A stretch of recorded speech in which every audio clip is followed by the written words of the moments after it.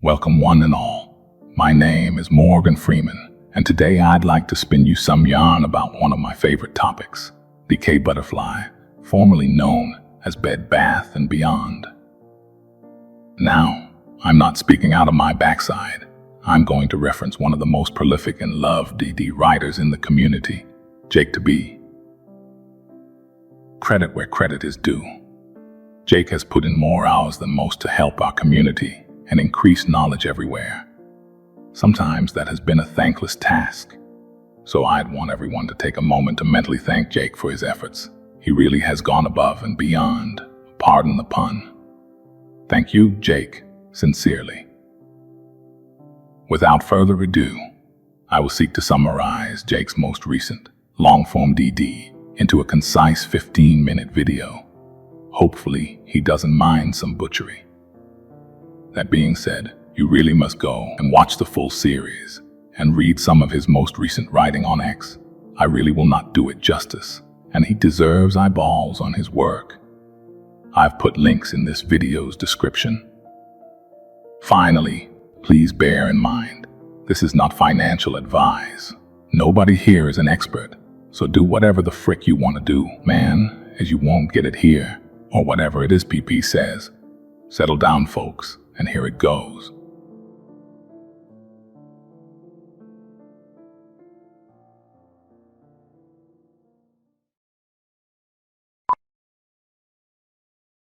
Meet Jake. Jake reads bankruptcy plans for fun and drinks legalese like cold brew.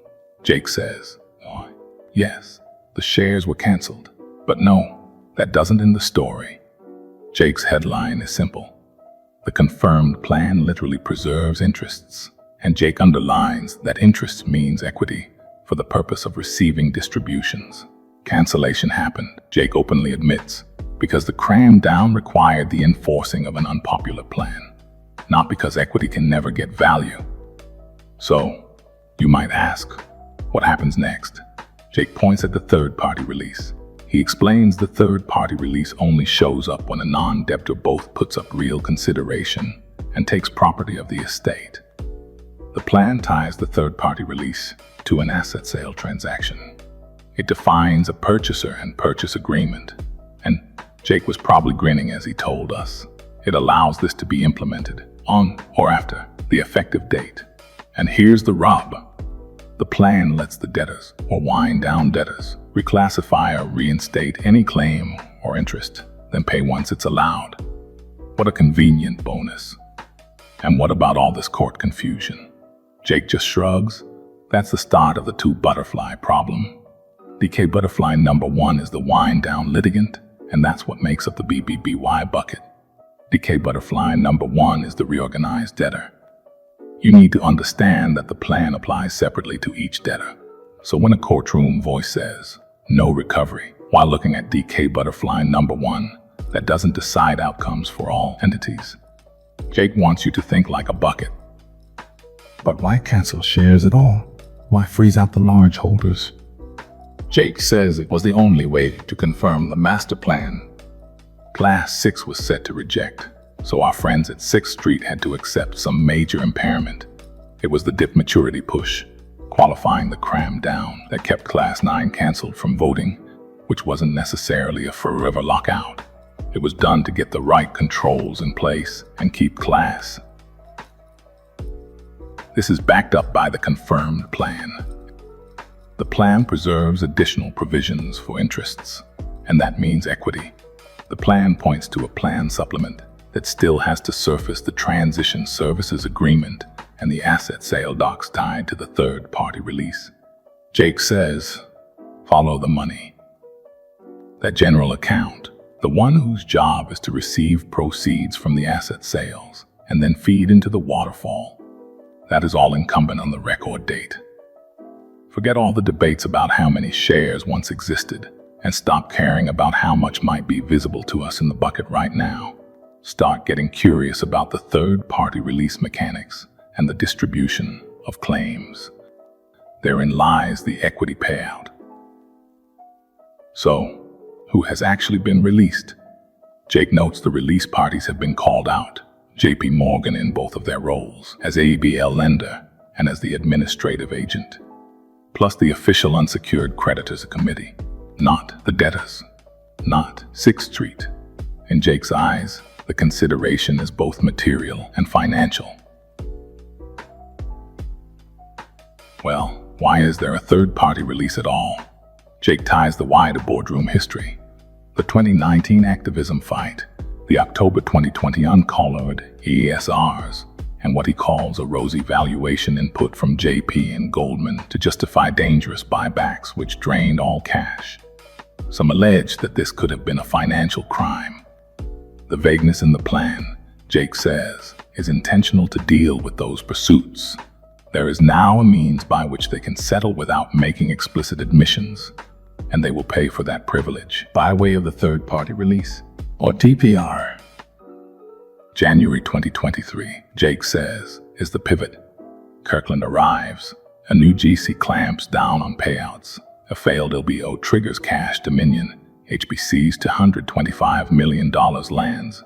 And it's the same dollar size as the ASR1, as Lazard expands to assist in the restructuring.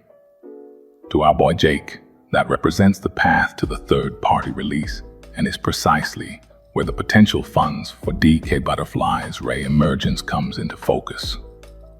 About the credit bid, Jake theorizes it happened before plan confirmation, most likely between July and August 2023. Why that window? Well, the court denied the ad hoc stip vacate bid on June 29th. Dream on May took the IP on July 11th, ending the going concern risk. And an Alex Partners filing on September 12th talks about the asset take in the past tense. This was a very busy period that represented some good news for us. Jake reads this as the bid already having been cooked and served, with cranberry sauce on the side. So why the wait?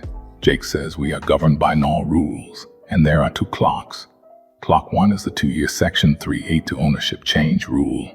You don't do another change inside those 2 years if you want to keep the Chapter 11 null benefit, and we do.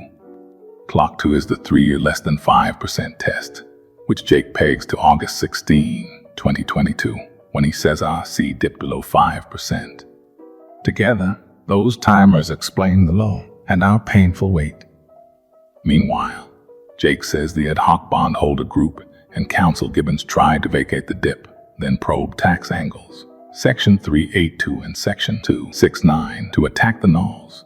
Shots across to the third-party release. Bow. And what was 6th Street's answer? Jake claims it was all about priority. They cemented themselves, first via the FI-low, and then by way of the dip. This placed them well above the bonds, and neutered whatever tactics the bondholders may have had in mind. The auction slipped into July, Jake noted, to keep the Section 363 process pristine. You don't volunteer for someone's tax bill, Jake quipped, unless you're a buyer and you're taking on the shell. The tax story gives us a TPR-sized footprint for our potential purchaser. As they say, if the shoe fits, taxes can be exciting, right? Regarding optics, Jake tackles the plan man's Section 16B suit. He notes that it first claimed $47 million. Then the court system auto-corrected the dollar demand the very next day to $9.999 million. How curious.